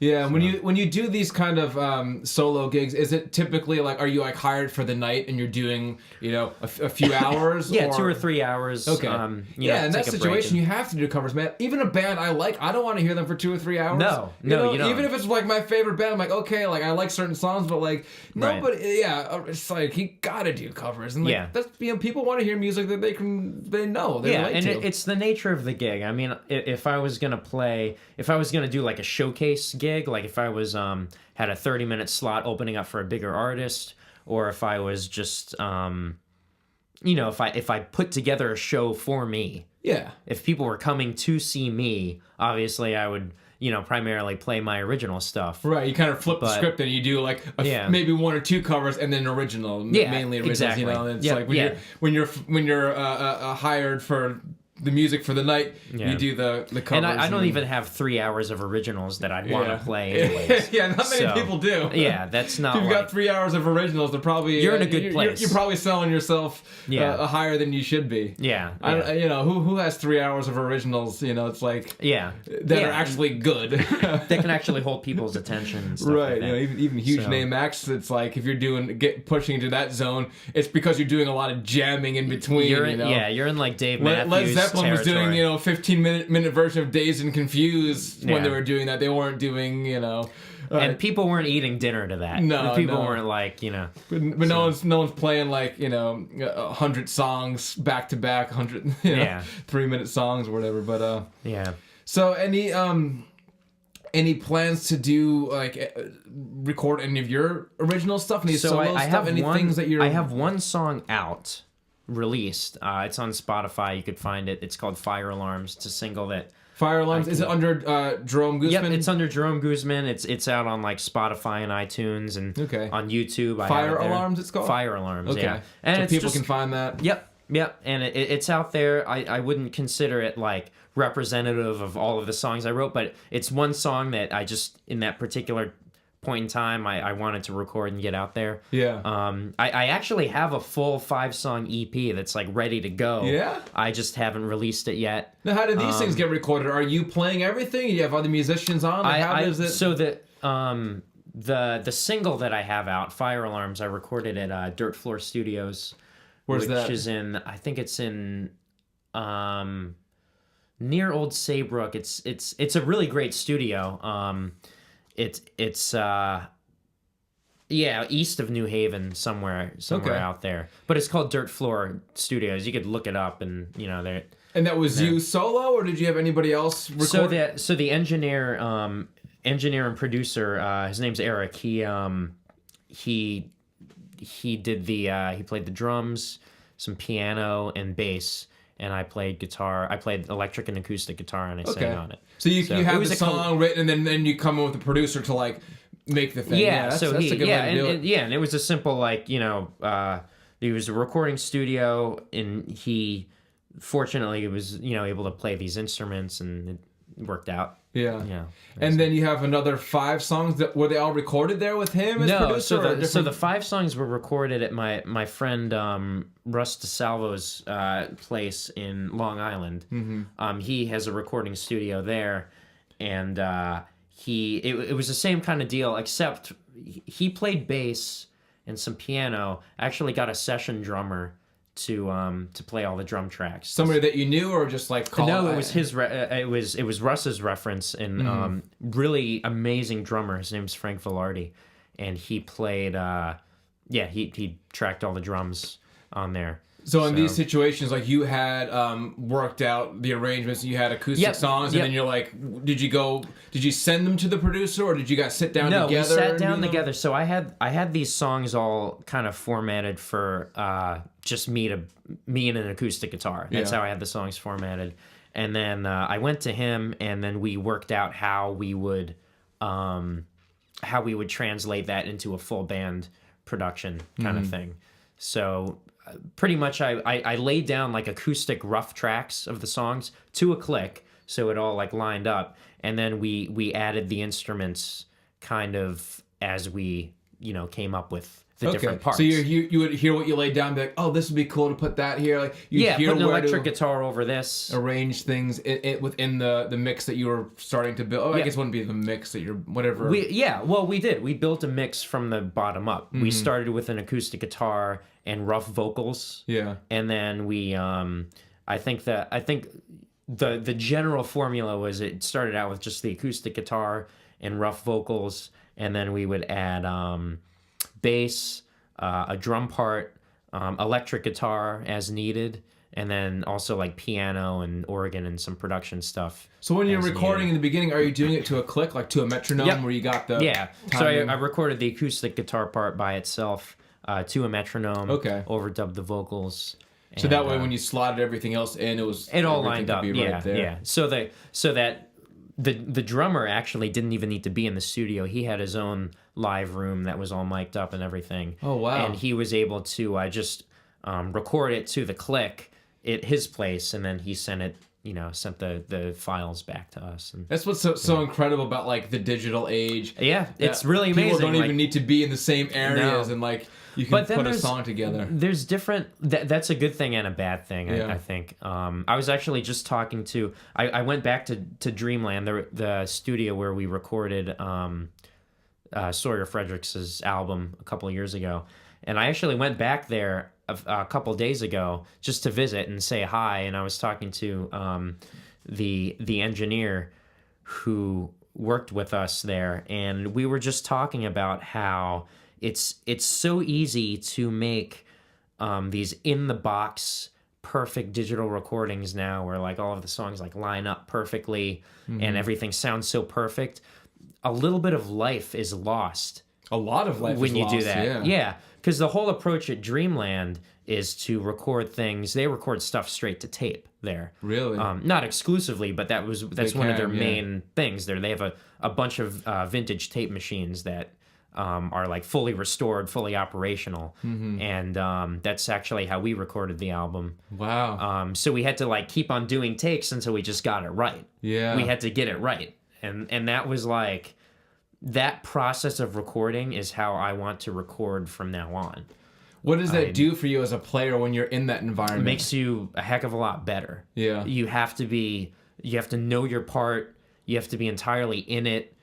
So there's like a certain consciousness that's different when you're it's in so that mode than if you know, like, oh, I can always just fix this. I can and do always that just and like do that. fix this and move this. Yeah, that's a completely different way of doing it. This is like real. I feel like there's so much more substance to the music, and it could just be like, I'm not saying this is like a cold hard rule that like, oh, all produced music is bad or something like that. This is just how I personally feel more connected to recording music. Well, I guess it depends on what the music's supposed to serve. Exactly. You know, if you want to just make like a good dance track, right? You don't need to have the you don't need a live groove. band. You don't need to do it. Yeah, the beat. And you can make some amazing music off your laptop. Like there's some great electronic artists that can make really cool stuff. You know, but I think as the kind of musician I am, I personally enjoy playing. Doing it that way, doing it the old-fashioned way. Well, there's a difference between almost like programming music and capturing a performance. Right. Yep. That is. It's like they're very different ends of the spectrum. It's almost hard to judge them the same, and it's kind of, I guess, difficult for someone who's strictly just a listener who doesn't play music to understand. Like, there's very different worlds of what you're doing when you're making a song. There's those polar extremes. There's a whole spectrum on there, but like you've got like the live in the room one mic performance of like the 50s, and then you've got the no musicians involved. Like an AI bot could probably like script music at this point. Yeah, it's like everything's like samples and stuff like that. And like, is it which one's good or bad? I don't know. One is not. I depends what you firmly want. believe. Yeah, one is not better than the other. Yeah, it really depends on like the intent of the music that you're trying to create. Yeah. Like if you have. If your instrument is the laptop, or if your instrument is the software that you're using, and you have the intent, you're like, oh, I'm going to create electronic music, that could be like, you could create some amazing stuff that way. That's your confines that you're sitting in. Yeah, that's the tool that you're using. Yeah. And acting, you'd call it like the given circumstances, you know, like you're this character in this time period, in this situation, here's your family, here's your friends, here's who's around you now, like do what then you have to act within that. Yeah. So like the given circumstances of electronic music is different than the given circumstances of a live like rhythm and blues or something. Yeah. If you got or like guy, jazz. Yeah. Like jazz typically is not recorded like to a click or to like it's generally not like produced using electronic instruments and pitch correct and stuff like that. Like you won't find that on a jazz album, because that's like the kind of, it's just like that kind of music is more free flowing and you're capturing a performance. Yeah. You ever dig into any of those like field recordings, as they call them? Where it's like somebody, it long in time past was going around in areas and capturing like music being, played like on the plantations or wherever, like somebody singing in their house or this and that. If you go on YouTube, you can check them out. But there's a cool thing I found. It was like all of these songs are recorded in like these like southern penitentiaries. Wow, that sounds cool. Yeah, I can't remember what the time frame was. But they were like these, it was all prisoners, doing it. And there's like those kind of like, stomping, clapping field hollers where one guy's leading and then the group is singing back. And that was just captured by somebody with a tape recorder or something. In the field. They call them field recorders. That's or they really cool. Go to someone, they're playing on their back porch somewhere. Or, go in someone's house and there's this, old lady who's singing these traditional like Irish songs that came over with her grandparents or whatever. Amazing. Like, that's cool. And there's some other feeling that you get from listening to those things where you're like, you know, it's not really the best fidelity, maybe a little wonky because you hear some things going on. It's the informality of it that sells it, really. I mean, that's just like an off the cuff like performance. Like they're not even trying to put their best out there. This is just like so raw. Yeah, it's almost like when someone's recording like bird song out in the field. They're just like capturing it for like informational purposes. That's what's cool about it. And so those things, it's like you listen to them and it's there's some truth and some like realness in it that you could never like recreate in a studio. Yeah. And maybe it doesn't sound like you wouldn't want to hear it on the radio, like coming across of like, oh, here's the newest hit button. It's just like it wouldn't sound great next to Katy Perry's latest hit. Yeah. No, but it doesn't mean there's not a place for it. It's like where are we now in music of with all this hyper production? Like are things getting lost that people crave, or do you think people just adapt and they don't really crave that other thing anymore? Yeah, I don't know. I mean, I think there's still like an appreciation for that kind of more raw music. I think the amount of like production that's going in the music now, I think it will come to a head. Mm-hmm. Like I think it's going to come to a point where like people are going to be like, all right, like we've made so much electronic music and everything sounds like almost like too perfect. Yeah. There's going to be like a backlash, and there already kind of has with like there was kind of like a little bit of a folk resurgence, you know, a little bit with bands like the Lumineers and stuff like that. Kind of like I call that stuff folk soda. Tastes folk like soda. Real folk, but it ain't. But it ain't. Yeah, it is. It is Mumford like and Sons it is kind of like that. It's like dumbed down, you know, folk music. But you can look at that as a sort of like backlash towards like all of the you know, the super produced like 2000s era music and stuff like that. Yeah, top 40. You know, the ironic thing is like that music that was the backlash is now like at the top of the charts. Right. And it's become kind of like bugged me when they wear like period costumes. It's like you didn't come out of a time machine. Come on now. Yeah, that's a commercial decision that was made to do that. So you're pushing this a little too hard here. Yeah. But I see what you mean though. Of like people wanted something a little more natural and organic. It's like you know, seeing organic food. You're like, oh, I'll go for that. Yeah, I'll go for that. It's buzzwords and stuff like that. Yeah. But like you know, I don't know. Music's like a whole. I think it's like a whole like up and down thing. Like for every trend, there's going to be like an opposite, and then whatever that opposite is going to end up becoming the trend. Right, and then something else is just going to go right.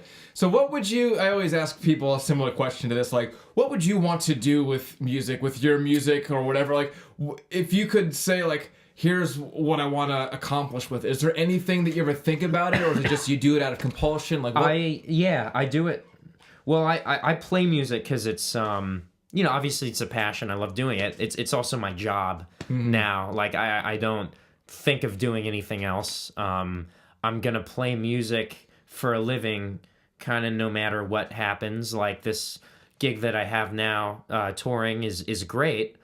Should that for some reason end or whatever, I will find another way to make a living and play music. Yeah. I would love to. My goal, above all, is to be able to sustain myself with my original music. Yeah. I mean, that's like really the end goal, whether that's ever going to happen or, you know, you don't know. That's a great goal. Yeah. But that's what I'm always kind of like pushing towards. And on the more, you know, sort of esoteric or even spiritual side, whatever you want to take it, like what would you hope your music would do for other people, like the listener? How do you want to affect an audience? Do you think about that? I want people to enjoy my music. Yeah. You know, I don't write stuff that I think. Obviously, I write stuff that I would enjoy listening to, but I also want other people to enjoy listening to it as well. I don't write entirely for myself. Right. You know, I write stuff that I think, you know, would let, you know, people would feel something from it. So I really, you know, I hopefully, ideally, you know, there will be a niche or like just maybe not even a group of people, just like some people will really like my music. Yeah. And that some people is going to be who I'm going to play for. Yeah. Whoever that some people are, you know, that, so. So you want to entertain people, have them I be want like, to I dig this. This makes me feel better. This makes me feel good. I love entertaining people in any musically. Yeah. Like when I'm just like, not when I don't have a guitar in my hand, I usually don't want to be around people or anything. Right. But like I love entertaining people with music. When I'm like on stage and I'm taking a guitar solo or something like that, I love that. I love getting a rise out of people. What do you see happening that you dig on? Like what do you see people react? Like do you sometimes get they a do. feeling from the like how do you know when that's happening?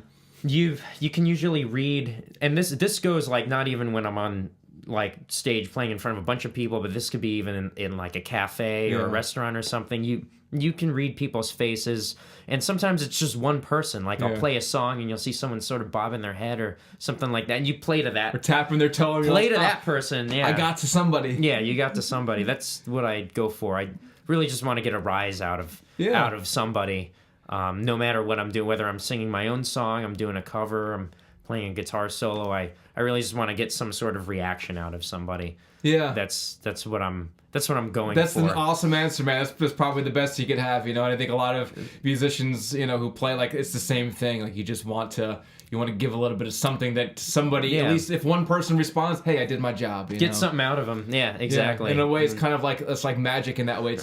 It's invisible, but it can make somebody do something they wouldn't normally do otherwise. All of a sudden, they're moving, or they're doing something that they wouldn't be doing if you weren't doing what you're doing. Yeah, and so I see it as like a form of magic in a weird way, with a J and a K. With a J and a K. Well, what it is it's like it's just human connection. Like if you play either a part on your instrument or you play a song or whatever, and you see somebody that's having a connection with that music, they're having a connection to you. Yeah. I mean, you're communicating with that person, that not even using words, like they don't even know who you are. Yeah. But it's a true universal there's language. There's something that you are playing and hear in your head that sounds good to you, and this other person likes it as well. And that's like a social interaction. It's cool. Yeah, it is, and it's nice on a small scale, like playing at bars and stuff. Like I'll play my set, I'll go up to get a drink, afterwards, and like someone will come up to me and be like, hey, I really like that, or that's a great feeling. Yeah. Like it's I really when somebody was engaging with it and they were interested enough to come up and then like talk to you as a complete stranger. It's really and be like, cool. Hey man, that was cool. Like that, when you think about what that takes, like a person who is in a place not knowing, and then whatever they experienced was impactful enough that they want to talk. They felt compelled to talk to you. Yeah. That's like almost like payment enough, It's like if we could survive without having to have money, like that would be enough. Yeah, if you could somehow like make that pay your car bill or whatever. Yeah, that's like, I'm sorry, but you can't pay us in compliments, Jerome. Yeah. So speaking of which, maybe someday. Let's play another song for us. Play another song? Yeah. We'll probably wrap up. Now that my voice is nice and worn out. Yeah. Any if you want to, any last things or words or things that you want to say about your experience, anything you want to say before you play. But Well, I guess I should say I'm really glad that we reconnected last week, and I'm glad that this just happened. Me too, man. Thanks for coming up. Really cool. It's been a great awesome experience. I don't think I've ever been like I've never done anything like this, so this is really cool. Oh, we'll do it again sometime. I tell everyone it ain't the last one. I would love to. Yeah. That's maybe when you do the EP and that's going to be coming out, when you want to release that, maybe we can do a little spot, absolutely promotional thing or something for it. But I'm so glad you came out, and I've learned a lot about you too, man. This has been an awesome conversation. And likewise. Yeah, let's hear another tune to play the people out here. All right, I'm gonna need a capo for this. Ooh, do you have one? I do have one. Okay, good, because I don't. I've never used a capo because of the fact that I never wanted to have one. Well, because I'm like, I don't want to learn in a different way. I'm like, if I don't know. It's just my being stubborn about like not wanting to have an extra piece of equipment, because I tend to find. Well, clearly you've got one, but there's a lot of musicians I've known or people who are like, oh, I can't play this without a capo. I'm like, I like the ringing sound that you get. I like the open string sound. Yeah. Is this a good? Am I in a good? Yeah. Let's see if you're. I think that should be fine. Yeah. Okay. This is a song called "The Flame." Now that my voice is nice and tired from talking to you, It's a little extra. It's a field recording. You're gonna get that authentic field recording. All right, I'll pretend I'm in a field. This is the wild Jerome in his natural habitat. Natural habitat. That he's never been in before. Here. Unadulterated. Unproduced. All right.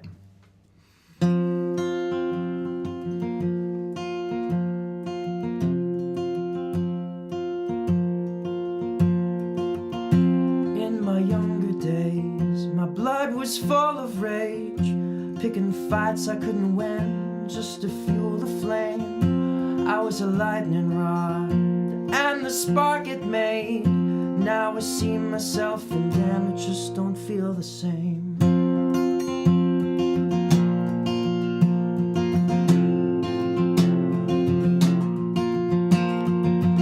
I was a blank slate, nothing could hold me back. No one to say maybe you should think before you act. In my youth, I was a king. Now I'm a nobody with responsibilities.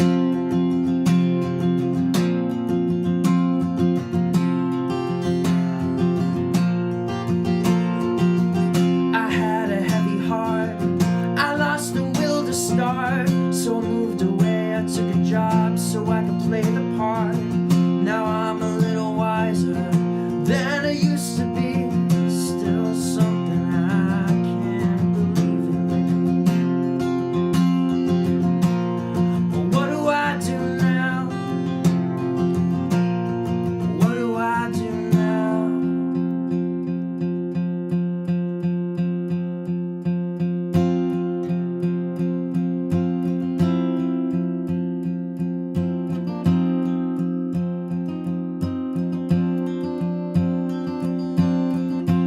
Light the flame in me, tell me what I need. I don't want to live in complacency.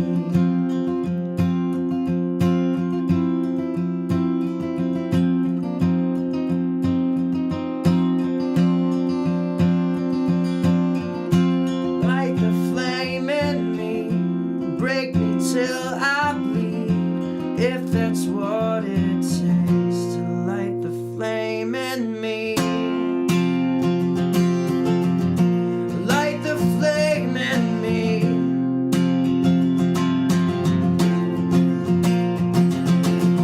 Up at dawn, 9 to 5, 17 to 25. Oh, I never thought that I'd survive living out a lie.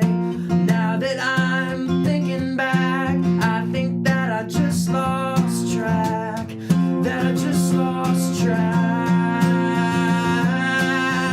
Light the flame in me, tell me what I need. I don't want to live in complacency. Break me till I bleed, knock me off my feet, if that's what it takes to light the flame in me. Light the flame in me. Light the flame in me.